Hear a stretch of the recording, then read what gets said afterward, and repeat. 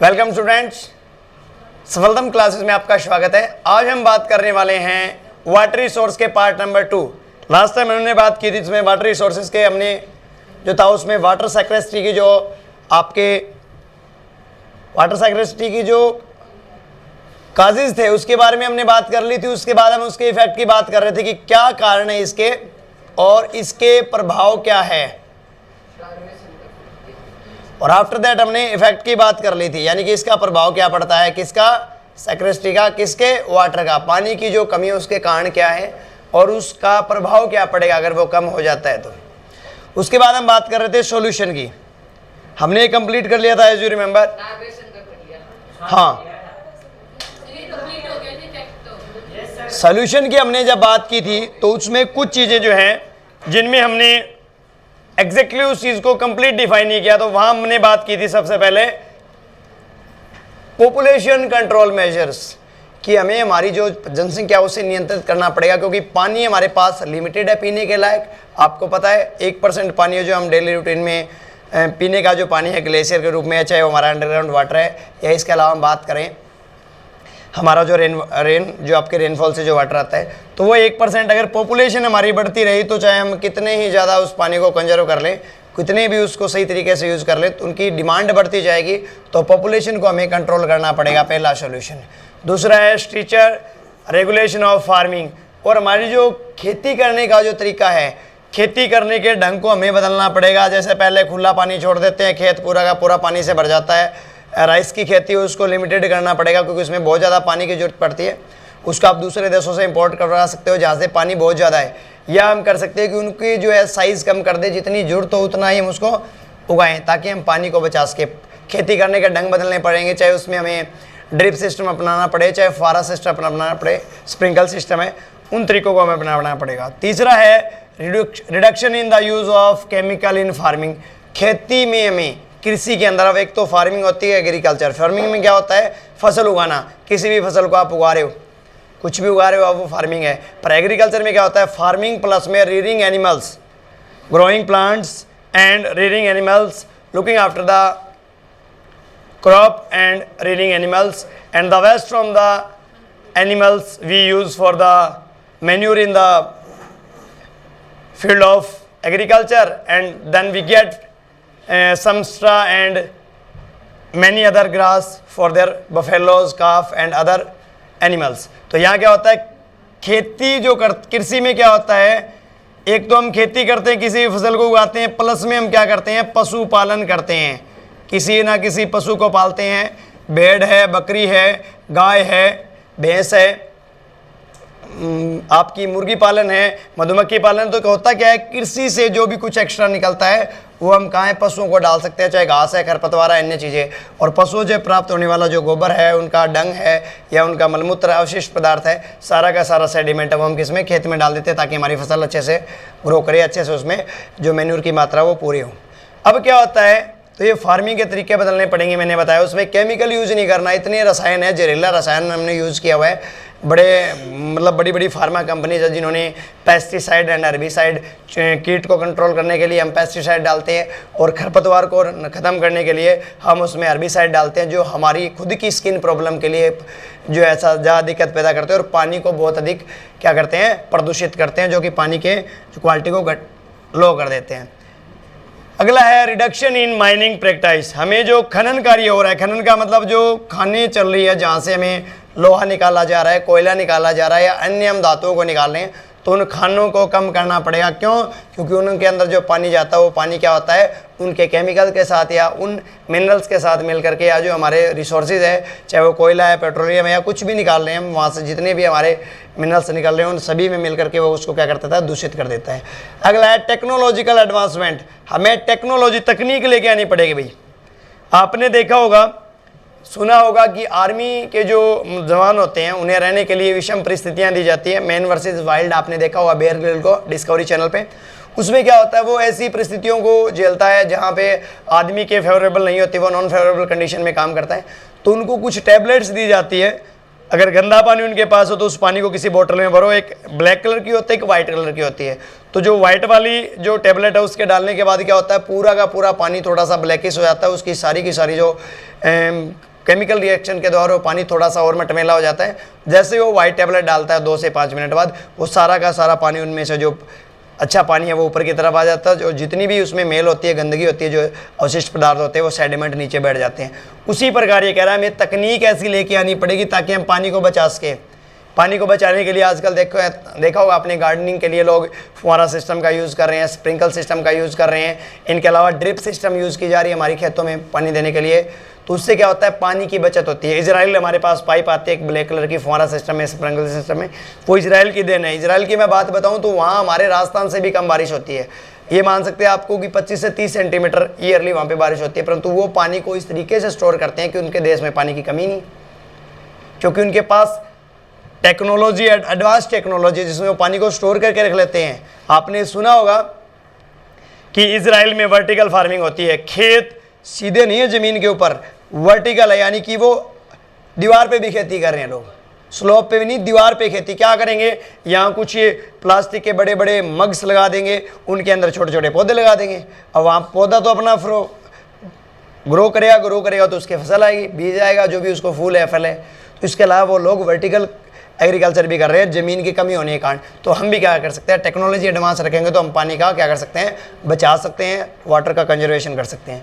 आगे बात करते हैं मिटिगेट पोल्यूशन। हमारा जो पोल्यूशन जो बढ़ रहा है, आज हम देखो हर घर में एक एक बाइक जरूर है, हर घर में कार, गाड़ी, कोई ना कोई एक व्हीकल है। सोच के देखो कि वो व्हीकल को आप एक तो पेट्रोल यूज़ कर रहे हो, देश का रिसोर्स, दूसरा उसको चलाने के लिए आपको पेट्रोल आपने यूज़ किया या डीजल यूज़ किया या केरोसिन यूज़ किया या कोई भी अन्य नेचुरल गैस है, एलपीजी है, तो वो जो आपका व्हीकल है वो क्या करेगा, वो धुआं छोड़ेगा, और वो धुआं छोड़ेगा वो क्या करेगा, हवा को प्रदूषित करेगा। इसके अलावा उनमें से कुछ केमिकल भी रिएक्ट होते हैं, उनमें से निकलने वाला जो पदार्थ है, एसी जो हमारा चलता है, एसी में से कंप्रेसर से पानी इकट्ठा होता है, उसके बाद वो पीछे से पानी को एटमॉस्फेयर से लेकर के उसको वहीं पे इकट्ठा कर देते हैं। तो उसी प्रकार जो मिटिगेट ऑफ पोल्यूशन की बात कर रहा है, तो इसमें क्या कह रहा है कि हमें प्रदूषण कम करना होगा, क्योंकि हम घर का कचरा हमारी गली से बाहर निकाल करके हम गली में डाल देते हैं, दूसरा अपना अगले जाने। इस प्रकार वो कचरा बहते बहते जोड़ में चला जाता है, जोड़ के साथ वो ज़मीन में नीचे जाके हमारे नीचे के पानी के लेवल को भी बढ़ा देगा, परंतु वहाँ के पानी की जो क्वालिटी है उसको ख़त्म कर देगा, वो पानी पीने लायक नहीं रहेगा। इसके अलावा जो पानी है, अगर आपके पास आज देखोगे आपके गांव में जो जोड़ है, किसी ज़माने में बड़े बूढ़े लोग जो होते थे, अपने दादाजी से या नाना जी से, जो भी आपके रिलेटिव बड़े, उनसे पूछ लेना कि बड़े बड़े जो जोड़ बने उनमें पशुओं को नहीं ले जाया जाता था। एक पशुओं के लिए जोड़ अलग से होता था, पीने के पानी का जोड़ अलग। वहाँ से लोग सिर्फ पीने का पानी लेके आते थे, उनकी बड़ी सुरक्षा के साथ उनका ध्यान रखा जाता था। तो हमें क्या है, पोल्यूशन नहीं करना है। अगर हमने उसको प्रदूषित कर दिया उस पानी को, तो किसी काम का नहीं है। गंगा नदी का आपने सुना होगा, उसमें पानी कभी उसका गंदा होता ही नहीं। उसमें ऐसे ऐसे मिनरल्स मिल जाते हैं, उसमें ऐसे केमिकल पाए जाते हैं, ऐसे उनमें उस पानी में ऐसी ताकत है कि वो गंदगी को क्या करता है, उसको सोल्यूबल कर देता है। इसके अंदर कुछ ऐसे धातुएं पाई जाती है जो पानी को प्यूरीफाई कर देती है। उनका जो है आरओ सिस्टम एक तरीके से हम कहते हैं, जैसे उन तरीके से उसमें चूना पत्थर वगैरह मिला करके उसको, चूने पत्थर वगैरह या कोई अन्य उसके अंदर ऐसे कई खनिज मिले होते हैं जिससे उस पानी की जो है गुणवत्ता को कोई कमी नहीं आती। परंतु कानपुर के अंदर उसमें क्या होता है, चमड़ा धोया जाता है पूरा का पूरा कानपुर, जो वहाँ से हमारा जो आप लेदर यूज़ कर रहे हो, बड़े बड़े ब्रांडेड जूते पहनते हो, सबसे जाना माना नाम है, बता सकता है मुझे कोई? वुडलैंड। इसके अलावा एक और कंपनी भी है, रेड चीफ नाम से कंपनी, जिसके 2 से 2,500 रुपये के जूते आते हैं। अब होता क्या है, आपके जो बछड़े हैं, काफ है, बफेलो काफ है, काऊ काफ है, उनको क्या किया जाता है, उनको काट करके उनको सीधा नदी में वॉश किया जाता है, और वॉश करने से उनके अंदर का खून है, हड्डियाँ, पता नहीं क्या क्या है, अब हड्डियाँ भी गला देता है। 2 ऐसे तत्व होते हैं हमारी इसमें गंगा की नदी के पानी में। तो अब वो क्या है, प्रदूषित तो हो रहा है वो कहीं ना कहीं, और प्रदूषित होकर के पानी की जो है क्वालिटी को घटा रहा है। तो हमें प्रदूषण को कम करना है, चाहे वो वाटर पोल्यूशन है, चाहे वो एयर पोल्यूशन है, चाहे वो लैंड पोल्यूशन है। ये तीनों की तीनों पोल्यूशन है वो क्या करते हैं, हमारे सारा का सारा जो आपका पानी है उसको क्या कर देते हैं, वो सारे के सारे पानी को प्रदूषित कर देते हैं। उससे हमें बचाना है। अगला है construction of better water distribution infrastructure. अब हमें ऐसा वितरण प्रणाली ऐसी बनानी है, ऐसा ढांचा तैयार करना है। इंफ्रास्ट्रक्चर क्या होता है, जो भी हम रिसोर्सेज यूज़ कर रहे हैं। अब जैसे मैं पढ़ा रहा हूँ, आपके सामने एक बड़ी सी स्क्रीन लगी हुई है, मेरे हाथ में एक मार्कर है, इसके अलावा जो भी चीज़ आपका सेटअप हमने किया वो इंफ्रास्ट्रक्चर है। तो जो पानी भेजने के लिए आजकल हमने क्या कर रखा है, हमने पाइपलाइन दबा रखी है। अब पाइपलाइन में क्या होता है, कई बार सीवरेज वाली लाइन वहीं फूट जाती है, वहीं से आपकी जो है पीने के लिए जो पानी जा रहा है, आपका ड्रिंकिंग वाटर की लाइन जा रही है, अगर वो कहीं से दोनों एक साथ टूट जाए तो क्या उसमें कचरा नहीं आ जाएगा, क्या उसमें सीवरेज वाली लाइन का कचरा नहीं मिक्स हो जाएगा। तो ये जो पानी को डिस्ट्रीब्यूट करने का तरीका ऐसा होना चाहिए कि जिसके घर में जितना पानी जा रहा है उसके अंदर टोंटी लगी हो, अच्छे से टेप लगी हो, वो पानी वेस्ट ना भाई। तो इनको जो है मैनेजमेंट करना जो इनका है वो इतने अच्छे से हो कि पानी को सही ऑप्टिमम यूज़ हो। अब हमें आजकल क्या होता है, एक गिलास पानी पीने के लिए हम क्या करते हैं, पहले टेप को ओपन करते हैं, उसके लिए पहले गिलास को पानी से भरते हैं, धोते हैं, उसके बाद दूसरी बार गिलास को भरते हैं, वो अगर गर्म है तो फिर तीसरी बार भरते हैं।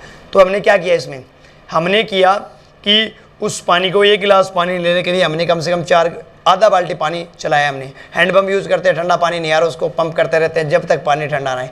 ऐसे ही हम मोटर या हमारी टेप के साथ करते हैं। तो इस पानी को सही तरीके से डिस्ट्रीब्यूट करें, इसके लिए बेटर कंस्ट्रक्शन और बेटर कंस्ट्रक्शन यूज़ करें, क्योंकि इसमें क्या है, बड़ी बड़ी डिग्गियाँ बना ली जाती है जो ज़मीन में पानी सोख लेती है। ऐसी डिग्गियाँ बनाए, उनको ऊपर से कवर कर दे ताकि पानी को ढकने के बाद 80% बीमारियाँ ख़त्म कर सकते हैं। तो ये ढकने से क्या होगा, पानी इवोपरेट नहीं होगा, उसमें उसकी मात्रा सही रहेगी। तो पानी का सही तरीके से उसका निर्माण करना है, उनको बेटरमेंट के लिए डिस्ट्रीब्यूशन करने का इंफ्रास्ट्रक्चर वो ऐसा बनाना है ताकि पानी का मैक्सिमम यूज हो, वो हमें हमारे लिए पानी खराब ना हो, उसको बचाए रखा जा सके। Save water when ever possible. सबसे पहले आपने नोट किया होगा, फादर साहब जो होते हैं आपके, मेरे हैं, आपके, किसी के भी, 90% जब वो सेविंग करते हैं तो सामने उनके टैप ओपन रहती है। कभी उनको ब्रश वॉश करना होता है, कभी उन्हें रेजर वॉश करना होता है। इसके अलावा हम भी माउथ वॉश कर रहे हैं, मुंह धो रहे हैं, कुल्ला कर रहे हैं, पानी पी रहे हैं, तो हम क्या करते हैं, उस टैप को बंद नहीं करते जब तक उसके सामने है। इसके लिए आप ऐसी टैप लगा सकते हो जो सेंसर वाली हो, जैसे ही आप सामने आप उसके हाथ जाएंगे हैंड वॉश हो जाएगा आपका अपना। तो वो ये सेव करने की जैसा पॉसिबल उस पानी को बचाएं, उसको बहने से, व्यर्थ बहने से रोके। अगर आपने बचा लिया तो ये समझ लो आपने पानी का कंजर्वेशन नहीं किया, आपने उसका प्रोडक्शन कर दिया। Electricity and water are two resources, if you conserve them you it means you generate them. अगर घर में आपके लाइट स्विच वगैरह है, आप घर पे नहीं है या कमरे से बाहर जा रहे हैं, एंट्री करते वक्त आप उनको ऑन कर लें, जरूरत ना होने पर उनको बंद करके बाहर चले जाएं। हम घर में टीवी देख रहे होते हैं, टीवी के बाद बीच में कोई बाहर आ जाता है, हम टीवी को बंद नहीं करते, हम उसको चालू ही छोड़ देते, वो आधा घंटा 1 घंटा चलता रहता है। उसी प्रकार से हम वाटर टैप के पास होता है, नहाने के लिए आदमी एक बार टैप या फुहारा खोलता है, उसके बाद उसको यही नहीं पता कि पूरी टंकी खाली होगी। उसका ऑप्टिमम यूज़ करना है। आप 2 बाल्टी पानी से भी नहा सकते हो, 1 से भी नहा सकते हो, और आप 100 बाल्टी से भी आपका मन नहीं भरेगा। और सर हरियाणा सरकार ने तो अब एक कानून भी पारित कर दिया है। फतेहाबाद डीसी साहब के आदेश से पीछे 7 आदमियों की डेथ हो गई है डूबने से, तो नहर पे नहाने के ऊपर मनाही है। कोई ऑन द स्पॉट पकड़ा जाता है नहाते हुए, जब भी कोई कानूनी कार्रवाई होगी उसको स्पेशल मतलब उस मामले के लिए पनिशमेंट दी जाएगी, दंड दिया जाएगा। तो पानी को बचाना है, उसमें भी हम प्रदूषित कर रहे थे, उसी में अपनी भैंसों को नहला रहे हैं, उसी में हम नहा रहे हैं। कितना ज़्यादा केमिकल, शैम्पू का, साबुन का, या भैंसों का जो डंग है उनका मलमूत्र वो उस पानी में बह के जा रहे हैं, वो उस पानी को प्रदूषित ही कर रहा है। कई लोग क्या कर रहे हैं, उनके नहरों के किनारों के ऊपर अपनी मुर्गियाँ पाल रहे हैं, उनकी मुर्गियों में कोई बीमारी है, सारी की सारी मुर्गियाँ नहर में फेंक देते हैं। कोई देखने वाला नहीं होता, दिन में नहीं तो रात को। बड़े बड़े मंदिर होती है जिनकी भस्म होती है, उनके में से निकलने वाली जो जोत बत्ती है, उनके दिए होने के बाद उसके राख जो होती है, उसी राख को उसी नहर में डाल दिया। तो हो सकता है वो थोड़ा बहुत उसको फ़ायदा दे, परंतु उसको गंदा किया जा रहा है। इसके अलावा हम किसी रिचुअल्स को लेकर के गंगा नदी में मस्तियाँ बहा रहे हैं, उसमें हम फूल बहा रहे हैं, मालाएँ बहा रहे हैं, उनमें फूल पत्ते बहा रहे हैं, वो सारा का सारा कचरा ही है। तो हमें जहाँ तक हो सके पानी को बचाना है, प्रदूषित होने से भी और उसको वेस्ट बहने से भी। जहाँ आपको लगे कि पानी की टैप खुली, आप उसको बंद कर दें, चाहे वो घर पे है, चाहे गली में है, किसी मोहल्ले में है, कहीं और कहीं पर जा रहे हैं। पानी को आप कंजर्व कर रहे हो, इसका मतलब आप पानी का प्रोडक्शन कर रहे हो। एक्सटेंसिव रिसर्च, बाहरी खोजें करनी पड़ेगी हमें, इंटेंसिव और एक्सटेंसिव। अब इसमें क्या होता है, हमें बहुत सी ऐसी रिसर्च करनी पड़ेगी। री प्लस में सर्च। रिसर्च कब की जाती है, जब हमें कोई समस्या आती है। कोई समस्या आएगी तो हम बार बार उस समस्या का समाधान खोजेंगे, सर्च करेंगे। तो बार बार किसी समस्या का समाधान खोजने की कोशिश को क्या कहते हैं, रिसर्च। हम नई नई रिसर्च करेंगे, जिससे क्या होगा, जिससे कि हम पानी को ऐसे तरीके से स्टोर कर पाएँ, इस फॉर्म में उसको हम स्टोर कर पाएँ ताकि वो ज़्यादा से ज़्यादा समय तक हमारे पास उसकी उपलब्धता रहे, एसेसिबिलिटी रहे, ताकि हम पानी का, हमारी धरती से पानी जो है पीने लायक बना रहे। इसके लिए सबसे पहला काम तो हमें पेड़ लगाने पड़ेंगे। कम से कम एक हिस्से का हर बच्चा अपने एक बर्थडे पे, हर आदमी अगर ये अपने बर्थडे पे चाहे वो लड़का है, चाहे लड़की है, चाहे बड़ा है, बूढ़ा है, कम से कम एक पेड़ लगाएं। जन्मदिन को केक काटना जरूरी नहीं है, अगर आप एक पेड़ लगा देते हैं तो ये सोचो आपने अपने हिस्से की ऑक्सीजन प्रोडक्शन कर ली अगले आने वाले टाइम के लिए, उसी की अगर आपने केयर कर ली।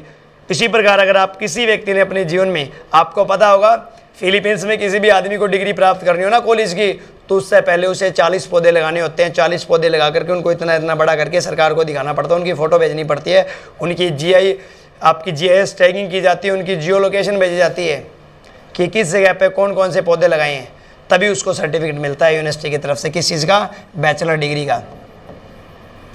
तो ये क्या है, वो लोग जागरूक है। यहाँ यूनिवर्सिटी का आपके सर्टिफिकेट का कुछ नहीं लेना देना, परंतु वो किसके लिए है, वो नेचर के लिए या वो आपके रिसोर्सेज के लिए क्या है, अवेयर हैं। अगर वो उनको बचा के रखेंगे तो क्या होगा, वो उनको सही तरीके से रखेंगे। मैं फिलीपींस की बात कर रहा हूँ, और इंडोनेशिया में भी ऐसा रूल लागू होने वाला है, और शायद इंडिया में भी जल्द लागू हो जाए। तो इससे क्या होगा, हमें पौधों को बचाना है, हमें पानी को बचाना है। अगर पौधे बचेंगे तो ही पानी बचेगा, क्योंकि पौधे जो हैं वो क्या करते हैं, पानी को बचाए रखने में सहायक है। अगला है एजुकेशन, हमें शिक्षा देनी होगी, हमें शिक्षा देनी होगी। जितने ज़्यादा हम अवेयर हैं, अब कुछ लोग क्या करते हैं, घर में कोई काम कर रहे हैं, खेत में रह रहे हैं, खेत में कोई छोटा मोटा पेड़ पौधा आ जाता है, पहले वाले जो लोग होते थे काट देते थे, भी खेत के बीच में आ रहे हैं, या इसके अलावा हमारे काम का नहीं है। मैं कहता हूँ अगर घास भी कहीं होगी, अगर उसको आपने छोड़ दिया ना, तो वो कहीं ना कहीं अपना एक इकोसिस्टम तैयार कर लेगी। अगर आप शिक्षित हैं तो आप ज़्यादा से ज़्यादा क्या करेंगे, फलदार पौधे लगाएंगे, किसी प्रकार के पौधे लगाएंगे। सोच के देखो, अगर आपके दादाजी ने जामुन, आम, या फिर आपका अमरूद है, या फिर बेरी है, या कोई ऐसा पौधा लगाया हो जो फलदार पौधा हो, आड़ू है, अमरूद है, इसके अलावा पपीता है, मौसम्बी है, आपका किन्नू है, आंवला है, और बहुत से ऐसे पौधे। अगर सेब की बात करूं मैं, तो अगर किसी के घर में ऐसा पौधा है तो वो उनकी अवेयरनेस ही है, उन्होंने पौधा लगाया, पौधा लगाने से क्या हो, उस एरिया में पानी कंजर्व हुआ, जड़ों के सारे कुछ पानी गया, कुछ इवेपोरेशन हुआ, बादल बने, बारिश आई। तो ये जो शिक्षा है वो एक बहुत बड़ा, जागरूकता जो है वो एक बहुत बड़ा काम है, कि अगर आप जागरूक है तो आप दूसरे को पेड़ काटने से और पानी के संरक्षण के लिए रोक सकते हैं। कोई आदमी व्रत में आ रहा तो आप उसको रोके कि भैया या दीदी, अंकल, आंटी, या आपकी उम्र में बड़े हैं तो ताऊ जी, चाचा जी, दादाजी, मामा जी, जो भी है, आप उनको अवेयर करें। अगर आपने एक आदमी को अवेयर कर दिया तो सोच लो उस आदमी ने जो पानी बचाया वो आपका ही कंजर्व किया हुआ वाटर है, आपका ही सेव किया हुआ वाटर है। तो आप ये कर सकते हैं ऐसा। एनर्जी को जितना वेस्ट उसको बर्बाद होने से बचाओगे, वो उतनी ही ज़्यादा आपके काम आ सकती है। सेम एज मनी, पैसे की बात कर लेते हैं। तो ये आप जितने जो लोग जागरूक करोगे, लोगों को शिक्षित करोगे, तो लोगों को समझ में आ गई कि क्यों कह रहे हैं, कैसे कह रहे हैं। क्योंकि भारत में पहले जो स्वच्छ भारत मिशन अभियान चला था, उसके तहत शौच मुक्त भारत की बात की थी, कि बाहर जो खुले में शौच मुक्त भारत की हमने बात की थी। इसके लिए लोगों के घरों में बड़े बड़े टॉयलेट्स बनवाएंगे, एक 2-2 गड्ढे वाले, डबल जो हॉल वाला है, या बहुत सी ऐसी योजना चली। उसका उद्देश्य क्या था कि बीमारी बाहर ना फैले। तो उसी प्रकार अगर हमें शिक्षित होंगे तो हम पानी को बचाएंगे, उस पानी का हमारी आने वाली पीढ़ियाँ यूज़ करेगी, शायद हम ना करें। कुछ लोग ऐसा सोच रहे हैं हमें तो मर ही जाना है, क्यों ना हम जाते जाते हम तो डूबे ही डूबे, आने वाली पीढ़ी को भी ले डूबे। अगर आपके पेरेंट्स ने, छोटा सा एग्जांपल देखोगे, बहुत सारी आपके लिए प्रॉपर्टी छोटी होती है अडानी अंबानी की तरह, तो क्या आपको कमाने की जरूरत पड़ती, क्या आपको पढ़ने की भी जरूरत नहीं पड़ती। शायद सऊदी अरेबिया में अनपढ़ लोग हो जिनके पास तेल के बड़े बड़े कुएँ, जहाँ से वो क्या कर रहे हैं, एक्सपोर्ट ही कर रहे हैं, इम्पोर्ट क्या कर रहे हैं। और लोगों ने अपनी गाड़ियों के प्लेटिनम गोल्ड की प्लेट लगवा रखी है, पूरी की पूरी गाड़ी सोने की है, घर के कमरे पूरे के सोने के अंदर से प्लेटिनम प्लेट करवा रखी है, घड़ियाँ, फ़ोन, पता नहीं क्या क्या, कपड़े के भी प्लेटिंग करवा रखी है। तो वो क्यों? क्योंकि वो लोग, उनके पेरेंट्स जागरूक थे। अगर आप जागरूक नहीं हुए तो आने वाले समय में आपको म्यूजियम में पानी देखने को मिलेगा, देखने जाओगे कि पानी ऐसा होता है। आप अपने आने वाले बच्चों को, आने वाले पोते पड़पोते या उनसे भी आने वाली पीढ़ियाँ सिर्फ म्यूजियम में पेड़ पौधे देखेंगी और म्यूजियम में पानी की बोतल। जैसे आने वाले टाइम में कोई और ऑप्शन ढूंढेंगे, हम पानी का कोई ऐसा सोर्स निकालेंगे, हो सकता है ऐसे इंजेक्शन लग जाए ताकि आदमी को पानी की जरूरत ना पड़े, परंतु पानी देखने को नहीं होगा, हमें उसका विकल्प ढूंढना पड़ेगा। जैसे किसी ज़माने में हमें पता ही नहीं था कि हमें एक जगह बैठा आदमी दूसरी जगह बात कर सकता है। पहले एक आदमी को दूसरी जगह भेजा जाता था, कबूतरों को भेजा जाता था, इसके अलावा घुड़सवार जाते थे एक जगह से दूसरी जगह मैसेज लेकर रखे। आजकल का आपको इंटरनेट में मोबाइल हाथ में लिया, यार आपको एक मैसेज करना पड़ता है, हेलो हाउ आर यू, मामा जी कैसे हो, मामी जी कैसे हो, पापा क्या कर रहे हो। इतने ज़्यादा समझदार हो गए। क्यों? ये आने वाले समय की डिमांड टेक्नोलॉजी है। तो अगर आपने बेटा अगर पानी को नहीं बचाया तो आने वाली पीढ़ियाँ पानी नहीं देख पाएगी। जैसे तुमने डायनासोर देखा, नहीं देखा, तो तुमने डायनासोर नहीं देखा तो आने वाली पीढ़ी भी नहीं पानी देख पाएगी। तो हमें पानी को बचाने के लिए लोगों को शिक्षित करना। लास्ट है कॉन्वेंस फैमिली एंड फ्रेंड्स। अपने परिवार को देखो, शुरुआत मैं आपको बता रहा हूँ, पूरे के पूरे बच्चे जो यूट्यूब पे लाइव देख रहे हैं उन बच्चों के लिए भी, हमारी सफलतम क्लासेस में भी कुछ बच्चे देख रहे हो, तो उन बच्चों के लिए भी अगर मैं एडवाइस औरों को दे रहा हूं तो उससे पहले ये तो एज ए सब्जेक्ट बता रहा हूं, एज ए ह्यूमन बीइंग, एक देश के अवेयर नागरिक होने के नाते हमारा ये दायित्व बनता है कि हम सबसे पहले शुरुआत खुद से करें। हम दूसरों को बताने से पहले, एक बार मैं छोटी सी स्टोरी बताऊँगा इसी बीच, कि एक बार एक साधु के पास एक महिला अपने बच्चे को लेके गई और जाके कहा जी मेरे बच्चे को दिक्कत है। तो साधु जी बैठे थे, बोला हाँ जी बताओ क्या दिक्कत है। बोला मेरा बेटा गुड़ खाता है जी, और पूरा 100 ग्राम 200 ग्राम, और कभी मैं घर नहीं होती तो 250 ग्राम तक लपेट जाता है। तो इस प्रकार जो मेरा बेटा है जी गुड़ खाता है। तो साधु महाराज ने कहा कि जी मैं इसका गुड़ तो छुड़वा दूंगा पर आपको कल आना पड़ेगा। वो अचंभे में पड़ गई, भी ऐसी क्या बात है कि महाराज जो हैं मेरे बच्चे को आज नहीं छुड़वा सकते। तो उसने कुछ नहीं पूछा, दूसरी बार थोड़ा सा उसने फोर्स कर रही कोशिश की, भी आज जी। बोला आज नहीं कल आना, आप कह दिया ना कि आपको कल आना है। इतना कहते ही वो महिला अपने घर चली गई। दूसरे दिन क्या हुआ, दूसरे दिन फिर वही महिला आई उसी टाइम शाम को, जाके बोला जी हाँ गुरुदेव आप मेरे बच्चे को बताओ भी गुड़ छुड़वाओ। तो उसने कहा बेटा गुड़ नहीं खाना चाहिए, गुड़ बहुत ही गंदी चीज़ होती है, अगर आप इसको जरूरत से ज़्यादा खाते हो तो ये आपको नुकसान पहुंचा देगा, आपके शरीर में शर्करा की मात्रा को बढ़ा देगा, जिससे आपको शुगर हो जाएगी, आप ज़िंदगी भर मीठा नहीं खा पाओगे। इतनी पता नहीं कितनी उसकी कमियां गिनवा दी। तो जैसे ही उस बच्चे ने कहा ठीक है महाराज जी आज के बाद मैं उसकी लिमिटेड मात्रा में खाऊंगा, सीमित मात्रा में खाऊंगा ताकि वो मेरे शरीर को नुकसान ना पहुँचे। तो उसकी माता जी की क्यूरियोसिटी थी कि वो पूछे कि रीज़न क्या था कि आपने बच्चे को कल क्यों नहीं छुड़वाया, ये बात कल भी तो कह सकते थे। तो जैसे ही उसने पूछा जी महाराज आपने कल क्यों नहीं बताया, तो हंसते हुए महाराज जी ने कहा कल तो मैं भी गुड़ खाता था, इसी के जैसा मैं था। अगर मैं अपनी कमियों को ठीक नहीं कर सकता तो मैं इसको क्या सुझाव दूंगा। अगर मैं खुद एक अच्छा मतलब एक उस चीज़ को छोड़ूंगा नहीं, मैं उस मतलब गलत चीज़ को खा रहा हूँ, या जो चीज़ एक्सेसिव लेवल में कल तक तो मैं भी इसी की तरह खा रहा था जी, पर कल मैंने खुद छोड़ा तो मैं दूसरों को कह सकता हूँ कि आप छोड़ सकते हो। तो वहाँ यही पॉइंट है, वही कहावत है कि जब आप दूसरों को सुझाव तब दे जब आप उस चीज़ में खुद हो माहिर हो। कई बार किसी काम के लिए दूसरों को बताने जाते हो तो वो पहले ही पूछते हैं कि आपने ऐसा खुद कर लिया है, आप कहते हो नहीं, तो फिर कहते हो आप हमें क्यों कहने हो। तो उसी प्रकार आपको फैमिली और फ्रेंड को कन्विंस करना है। आप बचाओगे तो आप उनको कह सकते हो जी मैंने इस महीने इतने लीटर पानी बचा लिया है। आप ट्राई करके देखना, आज अपने घर के जो मीटर है जिसके ऊपर आपकी रीडिंग चल रही होती है, जहाँ से आप बिजली कंजप्ट कर रहे हो, आप अगले 1 महीने के लिए, गर्मी की छुट्टियाँ होंगी आपकी अभी, आप ये चीज़ नोट करना कि जब भी आपको कहीं बटन ऑफ आपको दिखाई दे रहा है, अगर घर का कोई और सदस्य है पहले एक बार उनको समझाएं, उसके बाद आप भी ऐसा करें, उनको भी अगर ऐसा नहीं करें तो आप उनको कह सकते हैं कि जब भी आप कमरे से बाहर जाओ लाइट स्विच ऑफ करके जाएं या फैन बंद करके जाएं, पंखे कूलर या जो भी लाइटें वगैरह जल रही उनको बंद करें, टीवी वगैरह को, बिना काम की किसी भी चीज़ को हमें यूज़ नहीं करना है, इवन लाइट को भी नहीं।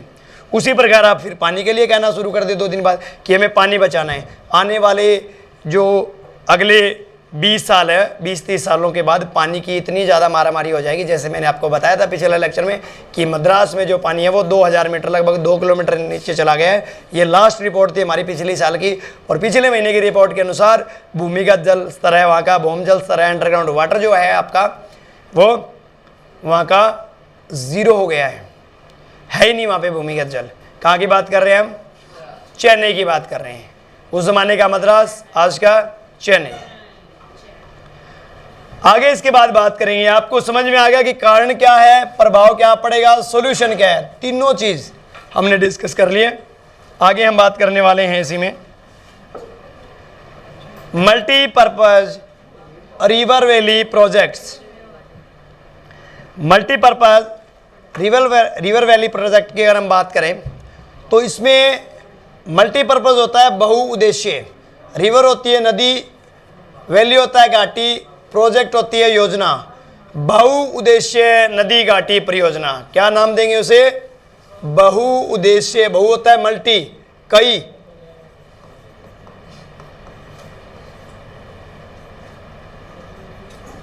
ये है ये बहुउद्देश्य नदी घाटी परियोजना। साइड में आपको एक फोटो दिखाई दे रही है, बहुत ही भाकड़ा नाम लिखा हुआ है।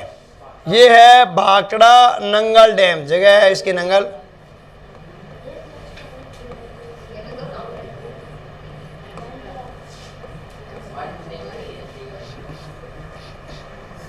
ये आप सोच सकते थे आप भी यहाँ खड़े हैं और यहाँ एक नदी को बहते हुए दिखाया गया है और वहाँ आपको एक बांध दिखाया गया है। पहली पंचवर्षीय योजना के तहत कृषि को सुधार लाने के लिए 1951 से 55 के बीच, जब हमारी पहली 5 ईयर प्लानिंग पंचवर्षीय योजना शुरू हुई थी, जिसे हमने रूस से लिया था, तो उस समय हमने भाकड़ा नंगल डैम और हीराकुंड बांध, यानी 2 बांध बनाए थे।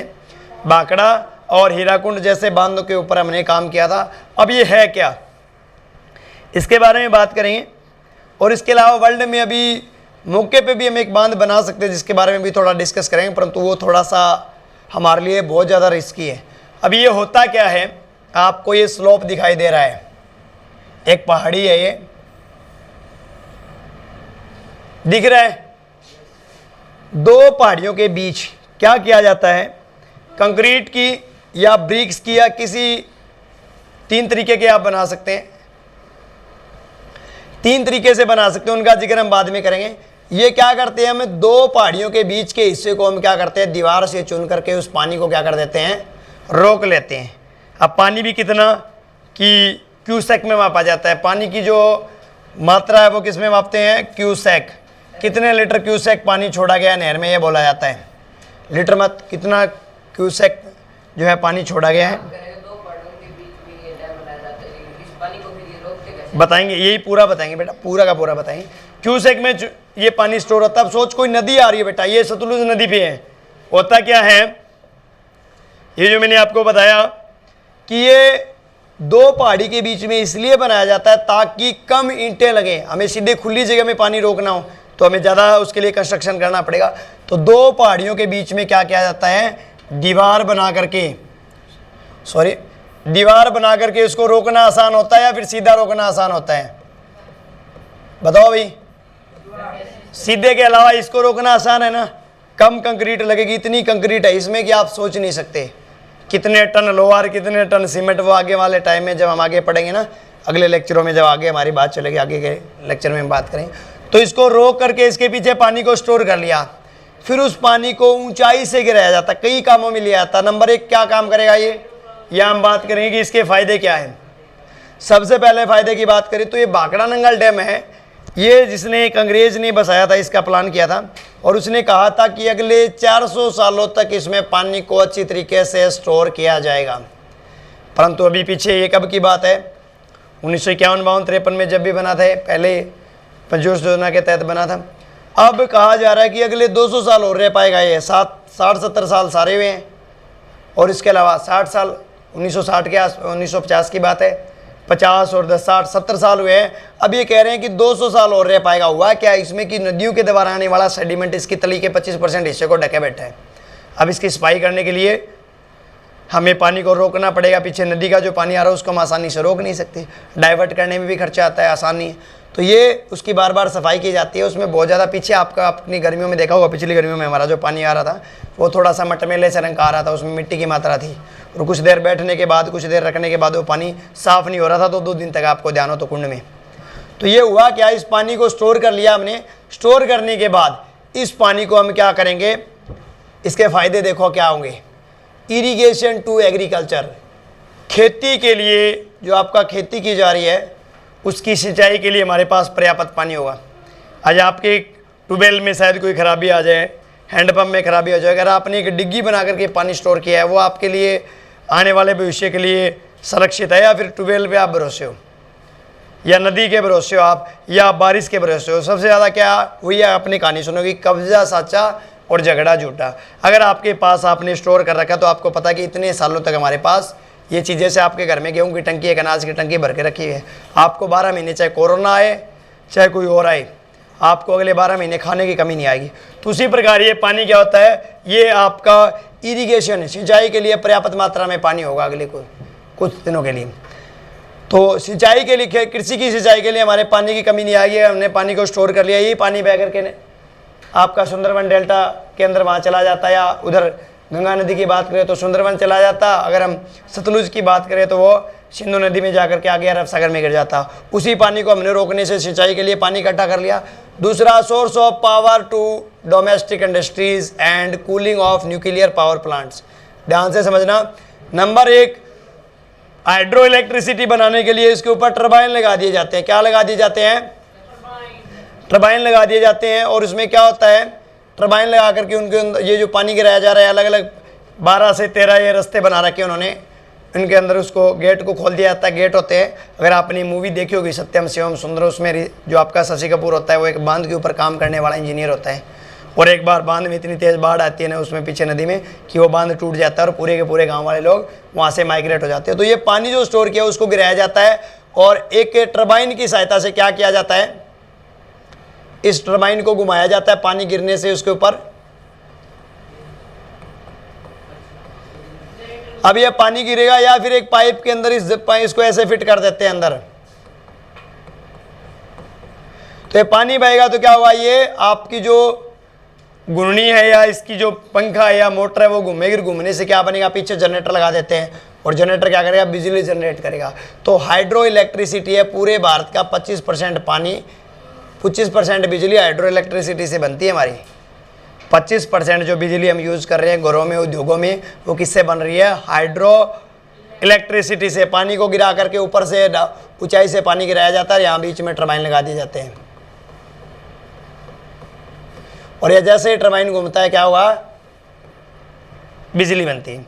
तो इस प्रकार जो है बड़े बड़े जो है आपके बांध बनाए जाते हैं जिनके ऊपर क्या किया जाता है, आपका डोमेस्टिक यूज़ के लिए बिजली ऊर्जा बनाई जाती है या उद्योगों के लिए बिजली बनाई जाती है। And cooling of nuclear power plants, आपने पढ़ा होगा यूरेनियम 235, 92, 235, 238 पढ़ा है, इसका आइसोटोप भी होता है 238। इसके ऊपर क्या डाला जाता है, साइंस में पढ़ा होगा, न्यूट्रॉन डाला जाता है। हमारे जितने भी न्यूक्लियर रिएक्टर बने हैं हमारे नज़दीक में गोरखपुर के अलावा हम बात करें खेदड़ प्लांट, हमारा राजीव गांधी थर्मल प्लांट है, तो वहाँ क्या होता है, यूरेनियम के ऊपर न्यूट्रॉन डाला जाता है। न्यूट्रॉन डालने से क्या होता है, ब्रोमियम और क्रिप्टॉन में टूट जाता है। किस में टूट जाता है, और इसमें से 3 न्यूट्रॉन मुक्त होते हैं। कितने, 3। और 3 से फिर क्या होता है, 9 के बाद क्या होता है, 27, 81, 243, 729, ऐसे ये रिएक्शन बढ़ती जाती है। ठीक है, 2187 होगा शायद इसके बाद। तो इसको कंट्रोल करने के लिए अब जो रिएक्शन हुआ उस रिएक्शन को कंट्रोल करने के लिए कैडमियम की छड़ या D2O, भारी जल जो आपका होता है, वाटर होता है, वो डाला जाता है, D2O या कैडमियम की छड़। तो अब ये एक भारी जो जल होता है, कई बार हम कपड़े धो रहे होते हैं, हमारे झाग नहीं बनते उससे साबुन में, तो ये क्या काम करता है, हमारा डिटर्जेंट है उसका क्या काम है, वो मेल नहीं निकालता है, वो उस पानी को क्या कर देगा, डिल्यूट कर देगा और उसको मृदु बना देगा। कठोर से क्या बना देगा, उसको मृदु बना देगा, यानी कि उसको सरल कर देगा। वो ज़्यादा हार्ड नहीं देगा, वो पानी की हार्डनेस कम कर देगा, जिससे पानी कपड़े आसानी से मेल को खींच लेंगे। तो उसी प्रकार ये D2O जो आपका है, भारी जो जल है, वो क्या काम करेगा, ये आप में किसी की फोटो के जैसा लग रहा है, नहीं लग रहा है क्या, कई बच्चे साइड से बैठे।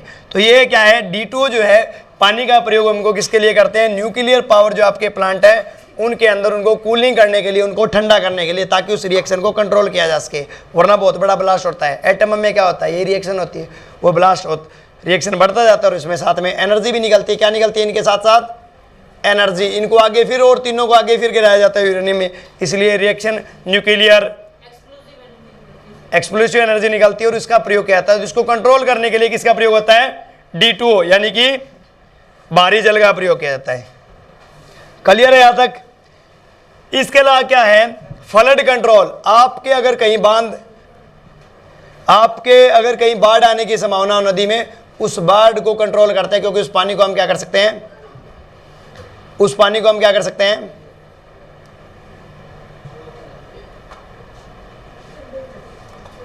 उस पानी को हम क्या कर सकते हैं, उस पानी को रोक सकते हैं और उस पानी को रोक करके हम बाढ़ आने से उस जगह को रोक सकते हैं। इन रेनी सीजन, वर्षा के मौसम में क्या होता है, नदियों में इतना पानी आ जाता है कि उस पानी को कहाँ भेजा जाए, ये हमारे सामने सबसे बड़ी समस्या होती है। तो उन्हें क्या किया जाता है, बांध के अंदर उनको स्टोर कर लिया जाता है और इस प्रकार उस पानी को जो है वर्षा ऋतु में स्टोर करके बल 2 पहाड़ियों के बीच में मैंने बताया कि ईंटों से चुनाई करते हैं, साथ में सीमेंट वगैरह बना के। पीछे से आ रहा है पानी और वो आके इसमें गिर रहा है, पीछे खाली जगह में गिर रहा है। और अगर हमने उसको रोक दिया, रोकने से क्या होगा, आपका जो गेट है, अभी देख लो आपको गेट दिखाई दे रहा है, अगर मान लेते इधर से कोई नदी आ रही है वो इधर से बहेगी, इसी गेट को हमने रोक दिया और उसके बीच में इतने इतने बड़े, देखो यहाँ मैं बना के दिखाता हूँ, ये आपका एक पहाड़ी है, इस पहाड़ी में से नदी बह के आएगी, घाटी में से, घाटी का मतलब आपकी वैली। अब उस पानी को क्या करते हैं, वो बहता जा रहा है, पानी रेगुलरली बह के आ रहा है आपका, उस पानी को हमने वहाँ पे क्या कर दिया, रोक लिया। और किस तरीके से रोका, वहाँ पे हमने वहाँ पे दीवार की चुनाई करवा दी। अब दीवार चुनने से क्या हुआ, पानी उसके पीछे स्टोर हुआ। अब ये छोटी मोटी दीवार नहीं है, 400 से 500 मीटर है, 1000 मीटर है, 2000 है, 3000 मीटर, वो उस पूरी चौड़ाई में हमने क्या है, दीवार चुन ली। अब दीवार चुनने के बाद क्या हुआ, उस पानी को हमने रोक लिया और उसके अंदर हमने क्या बना लिया, छोटे छोटे गेट बना लिए, हमने लोहे के गेट बना लिए। जो पहाड़ है, अब पहाड़ ही क्यों यूज करते हैं, क्योंकि एक नेचुरली बैरियर का काम करता है, ये पानी को रोकने का काम करता है। अगर हमें यहाँ दीवार चुननी हो, मैं अगर खुली जगह पे दीवार चुननी हो, तो उस पानी को कंट्रोल नहीं किया जा सकता, पानी का इतना प्रेशर हो जाता है, इतना वजन हो जाता है, इतना फोर्सली वो आके लगता है कि वो दीवार को तोड़ ले। पर 2 पहाड़ियों के बीच में पानी को इसलिए स्टोर करना होता है क्योंकि नेचुरली एक बैरियर का काम करते हैं। अब उस पानी को रोक करके उनमें गेट निकाल लेते हैं, एक गेट यहाँ निकाल लिया, एक गेट यहाँ निकाल लिया, एक यहाँ, जितना वाटर लेवल नीचे जाएगा उनके नीचे वालों को वो खोलते जाएंगे पानी की जरूरत के हिसाब से। अगर ये पानी, मान लेते हैं पीछे नदी में बाढ़ आती है, तो उस पानी को हमने क्या कर लिया, रेनी सीजन में उस पानी को पीछे तक रोक लिया और पीछे झील बना ली है। हमने भाखड़ा डैम की बात की है, तो इसके जस्ट पीछे एक झील बनी है जिसे गोविंद सागर झील कहते हैं। कौन सी झील है, गोविंद सागर। आर्टिफिशियल है ये, आर्टिफिशियल मानव के द्वारा बनाई गई झील है, जिसमें क्या किया जाता है, फिशरिंग की जाती है। इसके अलावा टूरिस्ट जो लोग आते हैं वो आके क्या करते हैं, वहाँ पे राफ्टिंग है या आपका जो स्विमिंग है, इनके अलावा जो छोटी मोटी बोट जो होती है आपकी मोटर से चलने वाली, उनसे वो लोग वहाँ पे पर्यटन का काम करते हैं, आप पर्यटकों को आकर्षित करते हैं। तो इसमें क्या है, मछली भी पाल ली जाती है मीठे पानी में, पानी मीठा होता है नदियों के द्वारा ग्लेशियर से आने वाला। अब इस पानी को क्या प्रयोग किया जाता है, जैसा मैंने आपको बताया कि यहाँ कई बार आगे जिस पानी को लेके जा रहे हैं, तो यहाँ क्या लगा देते हैं, वो टरबाइन लगवा देते हैं। क्या लगा देते हैं, टरबाइन। यहाँ थोड़ा सा एक फोटो में हम दोबारा देखेंगे इसको। वो क्या करते हैं, एक साफट के लगा करके टरबाइन लगा देते हैं, जिसके ऊपर ब्लेड लगे होते हैं। क्या लगे होते हैं, ब्लेड लगे होते हैं। और इन ब्लेड के सहारे क्या करते हैं, वो इसके ऊपर पानी गिराते हैं। अब यहाँ अगर कोई टरबाइन लगा, उस पर पानी गिरेगा तो वो क्या करेगा, उस टरबाइन को घुमाएगा, पीछे उसको जनरेटर के सहारे जोड़ दिया जाता है। वो साफट जो घूम रही है वो जनरेटर के साथ कनेक्ट होता है। जैसे हमारे शादी वगैरह में हम लेके आते हैं जनरेटर, आपने स्कूल में देखा हो या कहीं किसी दूसरी जगह, तो वो जैसे ही साफट घूमेगी तो उससे क्या होगा, बिजली जनरेट होगी। उसको हम क्या कहते हैं, हाइड्रो इलेक्ट्रिसिटी, जल विद्युत कहते हैं। क्या कहते हैं, हाइड्रो इलेक्ट्रिसिटी। हमारे देश का, भारत की अगर मैं बात करूं तो 25% जो आपका बिजली का उत्पादन है वो किससे होता है, हाइड्रो इलेक्ट्रिसिटी से होता है। तो इसका पहला फायदा हमने बात की कि इरिगेशन के लिए पानी मिल जाता है हमें, हमारे पास बचत रहेगी। दूसरा, आपके घरेलू जो आपका मैंने अभी बताया कि घरेलू और आपके घरेलू यूज़ के लिए, डोमेस्टिक यूज़ के लिए या आपके उद्योगों के लिए हम क्या करते हैं, उनको कूलिंग के लिए, जो छोटी मोटी फैक्ट्रियाँ हमारी या फिर बड़े बड़े जो हमारे न्यूक्लियर प्लांट्स हैं, मैंने अभी आपको दिखा कि किस प्रकार एक न्यूट्रॉन को, यूरेनियम के ऊपर न्यूट्रॉन को गिरा करके जो हमारी रिएक्शन की जाती है, जिसमें बहुत ज़्यादा मात्रा में न्यूट्रॉन और साथ में ऊर्जा जो होती है उसको कंट्रोल करने के लिए 2 चीज़ें यूज़ की जाती है। पहला कैडमियम की छड़ और दूसरा D2O। अब ये पानी क्या काम करता है, उस चीज़ को कंट्रोल करता है, उसके टेम्परेचर को कंट्रोल करता है, मशीनों को ठंडा करता है। तो ये जो आपका D2 है, भारी जल, ये क्या करता है, पानी को जो है, इनकी पानी जो है वो आपका कूलिंग करता है। किसको, न्यूक्लियर पावर प्लांट्स। हमारे नज़दीक में गोरखपुर है जो कि फतेहाबाद डिस्ट्रिक्ट में है, गोरखपुर कुमारिया के नाम से। दूसरा राजीव गांधी जो आपका थर्मल प्लांट है, खैदड़ हिसार के पास है, अगर वहाँ से शायद 23 से 24 किलोमीटर दूर। तो ये क्या है, ये पानी को जो स्टोर करने से, भाखड़ा डैम बनाने से क्या हुआ, पानी के लिए जरूरत हमारी पूरी होगी, खेती के लिए जरूरत पूरी होगी। इसके अलावा फ्लड कंट्रोल, अगर किसी भी समय हमारे बाढ़ आती है, किसी भी समय बाढ़ आती है, तो उस बाढ़ के पानी को, जैसे बाढ़ दिखाई दे रही है, एक तरीके से पानी आ रहा है नदी का, तो उस पानी को रोक करके हमने क्या कर दिया है, उस बाढ़ को या उस तबाही को रोका जा सकता है। फिर भी हमें लगे इस नदी में पानी कंट्रोल नहीं हो रहा है, या डैम बहुत बड़ा होता है, कई बच्चे सोचते हैं कि सर ये भी टूट जाए तो, या इसमें पानी बहुत ज़्यादा आ जाए। डैम इतना बड़ा होता है कि उसमें अगले 1 साल तक पानी को स्टोर किया जा सकता है। पीछे भाखड़ा डैम की अगर बात करें तो इसका जो वाटर लेवल है वो पिछले 40 सालों का सबसे न्यूनतम स्तर पे है। इसीलिए आपकी जो कैनल्स है, आपकी नहरें हैं, उनमें सप्लाई जो है 1 महीने में 15 दिन आपकी सप्लाई है, फिर 1 वीक 15 दिन रोक दी जाती है। तो वो क्योंकि उसमें पानी का लेवल कम है। फिर भी मान लेते हैं सपोज दैट कि इसमें पानी बढ़ जाता है, तो उनके इतने गेट बनाए होते हैं जो मैंने आपको बताए, उनसे पानी को आप छोड़ सकते हैं, ताकि पानी एक कंट्रोल रूप में जो अपने किनारों को ना तोड़ते हुए आगे सिंचाई के लिए नहरों में चला जाए। तो ये जो दूसरा जो बताया कि फ्लड कंट्रोल होता है रेनी सीजन में, खासकर वर्षा की ऋतु में क्या होता है, बादल फट जाते हैं या बहुत ज़्यादा बारिश होती है, मानसून से बहुत ज़्यादा मतलब सक्रिय होने के कारण प्री मानसून या मानसून के समय जो आपकी बाढ़ आने की संभावना है वो रोक देता है। अगला कहता है रेगुलेट फ्लो ऑफ वाटर। अब देखो पानी जो आ रहा है नदी के रूप में आ रहा है, तो उसका कोई मतलब निश्चित डायरेक्शन नहीं है। जहाँ उसको किनारा कमजोर लगेगा उधर ही वो उसको तोड़ देगा, उस पानी को जहाँ चाहे वहाँ तबाही मचा देगा। अब होता क्या है कि रेगुलेट फ्लो, अब इसको क्या करेगा वो, अब एक सिस्टम से उस पानी को क्या कर सकते हैं, हमने अपनी टंकी में हमारी जो टैप में पानी आ रहा है, क्या वो टंकी का एक साथ खोल दें, हम टंकी से एक ईंट निकाल लेते हैं, उसको एकदम से पाइप को खोल दें, क्या वो पानी कंट्रोल हो सकता है? नहीं। पर हमने जो टेप लगाई उससे लगाने से क्या हुआ, पानी एक निश्चित मात्रा में हमारे पास रेगुलेट हो रहा है, हमारे पास निश्चित मात्रा में आ रहा है। तो रेगुलेट ऑफ फ्लो वाटर, जो पानी की जो स्पीड है, उसकी इंटेंसिटी है, उसकी बहाव है, उसकी हम मात्रा फिक्स करते हैं, कितना पानी कितने टाइम में कितनी दूरी तक जाएगा। तो जो पानी को हम जो छोड़ रहे हैं वो रेगुलेट जो हम कर रहे हैं पानी को, वो अपनी मनमर्जी से जितना चाहो उतना ही उस वाल्व को खोल करके हम पानी को क्या कर सकते हैं, छोड़ सकते हैं। तो अगला फायदा, इसके बाद कंजर्विंग सॉइल्स। अगर हमने पानी को स्टोर कर लिया तो जो आने वाला कंकड़ पत्थर मिट्टी, एक तो वो हमारा बांध के अंदर डैम के अंदर भी स्टोर होगा।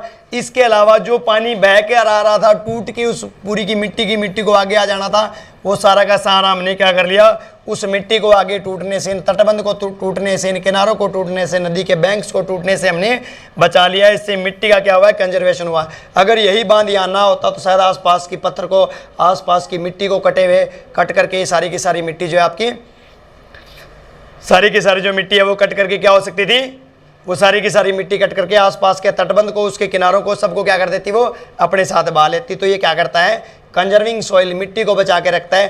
Provide transport through inland navigation, एक जगह से दूसरी जगह जाने के लिए इन द वाटरवे, हमें एक ही देश के अंदर एक जगह से दूसरी जगह जाने के लिए या एक देश से दूसरे देश जाने के लिए अगर हमने डैम बनाया तो उस डैम से जो पानी जा रहा है उसके सारे हम क्या कर सकते हैं, ट्रांसपोर्ट यानी यातायात, परिवहन का साधन। आप बाई वाटर अपनी कश्ती लेकर के, अपनी डोंगी लेकर के या अपनी शिप, छोटी शिप लेकर के आप एक जगह से दूसरी जगह जा सकते हैं। तो नेविगेशन का भी ये काम करता है, एक जगह से दूसरी जगह में ले जाने में। इसके बाद बात करें नदियों का, एक और फायदा बताता हूँ बांध का। तो आपको एक ध्यान भी रहेगा कि इस बांध के किनारे पर आपको ये सामने मैप दिखाई दे रहा है, इस मैप के ऊपर बहुत सी, ये ब्रह्मपुत्र नदी है जिसके ऊपर कुछ बांध बनाए गए हैं चाइना के द्वारा, इंडिया के द्वारा। तो इन बांध को, पानी को रोक करके क्या है, मोस्टली तो सबसे पहले बिजली बनाने का काम होता है। उसके अलावा इसको रेगुलेट करते हैं अपनी मर्जी के हिसाब से, ताकि बिजली बनती रहे, साथ में आपका जो इरिगेशन सिस्टम ठीक रहे, इसके अलावा नेविगेशन का सिस्टम रहे। आपको पता होगा, हमने पीछे पढ़ा भी था क्लास में कि हल्दिया से लेकर के आपका 9th और 10th के बच्चे, हल्दिया से लेकर के इलाहाबाद तक हमारा नेविगेशन सिस्टम है। कौन सी नदी में, गंगा नदी के अंदर हम वहाँ से यहाँ जा सकते हैं। नंबर 1 है, इलाहाबाद से लेकर के आप हल्दिया तक जाओ तो आप वाटरवे के तहत एक जगह से दूसरी जगह कश्तियों के सारे आप जा सकते हैं। अगला कहता है इनकरेज फिश ब्रीडिंग। अब हमने बांध बनाया तो हमें झील में अलग से पानी स्टोर करने के लिए हमें जगह मिलेगी, और वहाँ हम क्या कर सकते हैं, मछलियों की विभिन्न प्रजातियों की उनकी ब्रीडिंग, उनका प्रजनन क्रिया करवाने के लिए उनको अलग से एक एनवायरनमेंट प्रदान कर देंगे, ताकि वो वहाँ पे अपनी संतति है, आने वाली संतान है, आने वाली पीढ़ी को अपनी, उनको हम बचा सकें, उनका कंजर्वेशन भी कर सकें, और ज़्यादा से ज़्यादा मछलियों का पालन हो, ज़्यादा से ज़्यादा उनका ग्रो हो, उनका विकास हो। इसके लिए हम उनकी ब्रीडिंग, उनकी जो प्रजाति है उसका ज़्यादा से ज़्यादा हम क्या कर सकते हैं, प्रोडक्शन कर सकते हैं। तो ये मछलियों को उत्पादन में भी सहायक है। इसके बाद रिक्रिएशन, मनोरंजन, ये आपको बहुत अच्छा लगेगा, सुन के भी खुशी आएगी कि बांध के पास अगर कभी ज़िंदगी में मौका मिले तो आप भाखड़ा डैम जरूर देखने जाओ। और इसकी खास बात क्या है क्या आप देखने जाओगे एक बहुत बड़ी आपको ये दीवार दिखाई दे रही है ना, छोटी सी दीवार नहीं है ये, कम से कम 500 से 600 मीटर होगी, हो सकता है 1000-2000 मीटर भी हो, कई 100 मीटर ये बड़ी दीवार बनी हुई है, जिसको आप देखोगे तो देख के डर लगेगा। इस दीवार पे आप खड़े होंगे, पहली बात तो आपको जाने ही नहीं दिया जाएगा, अगर फिर भी आपको जाने के लिए वो परमिशन के साथ कुछ गार्ड वगैरह जाते हैं तो आपको देख के आपकी आंखें फटी के फटी रह जाएगी, जितनी दूर तक आप देखोगे पानी पानी दिखाई देगा। तो ये रिक्रिएशन होता है मनोरंजन की, कुछ लोग वहाँ पे राफ्टिंग या आपका स्विमिंग या आपका टूरिस्ट जो लोग होते हैं वो देखने के लिए आते हैं, उन्होंने उन झीलों में अपनी छोटी मोटी जो बोट होती है जिनमें कश्ती वगैरह में एक जगह से दूसरी जगह पैडल वाली जो होती है वो उन्हें प्रोवाइड करवाया जाता है, मनोरंजन के लिए, घूमने फिरने के लिए लोग जाते हैं देखने के लिए। आपको भी जैसे आज पता चला तो आपका भी मन किया कि आप भाखड़ा नंगल डैम देख के आएँ जहाँ से आपकी नहरों में पानी आता है। अब है सप्लाइंग वाटर टू सिटीज़, और इन बांधों से जो है बड़े बड़े शहरों में पानी पहुँचाया जाता है। अगर मैं कावेरी नदी का बात करूँ तो कावेरी नदी है, और नदियों की भी बात कर सकते हैं, पर कावेरी ज़्यादा इंपॉर्टेंट इसलिए है कि अगर कावेरी नदी है उस पर अगर बांध ना बनाया जाए तो उसका जो पानी है बेंगलुरु को नहीं दिया जा सकता। पहले बेंगलोर और आज बेंगलुरु को जो सारा का सारा पानी है वो कौन सी नदी दे रही है? कावेरी नदी दे रही है। तो कुछ ऐसे शहर जिनको पानी की जो मात्रा है प्रोवाइड करवाई जा रही है किसके द्वारा? बड़े बड़े डैम्स के द्वारा। जैसे हम आपकी यमुना नदी के द्वारा जो पानी है पूरी की पूरी दिल्ली को सप्लाई किया जाता है। इसके अलावा भाखड़ा डैम है, वो आपके हरियाणा, पंजाब, उत्तर प्रदेश, इनके विभिन्न शहरों को क्या है पानी प्रोवाइड करवाता है, जल प्रोवाइड करवाता है शहरों को। अगला है development of industries and generating, नीचे क्या लिखा है? एम्प्लॉयमेंट। अब ये क्या कहता है बेटा? अगली बात कहता है कि डेवलपमेंट ऑफ इंडस्ट्रीज, अगर कहीं पे नहर होगी या आपकी बांध होंगे जहाँ से पानी आ रहे हैं तो उस पानी की सप्लाई वाले किनारे के जगह पर लोग बड़ी बड़ी फैक्ट्रियाँ लगाएं ताकि उनकी पानी की ज़रूरत पूरी की जा सके। तो उद्योगों की विकास में आपका जो है मल्टीपर्पज़ रिवर वैली प्रोजेक्ट है, बड़े बड़े बहुउद्देशीय नदी परियोजनाएं हैं, ये इनमें बहुत बड़ा योगदान देते हैं। जैसे अगर हम गुजरात की बात करेंगे, बहुत सी वहाँ पे फैक्ट्रियाँ लगी हैं, बहुत से उद्योग धंधे लगे हुए हैं।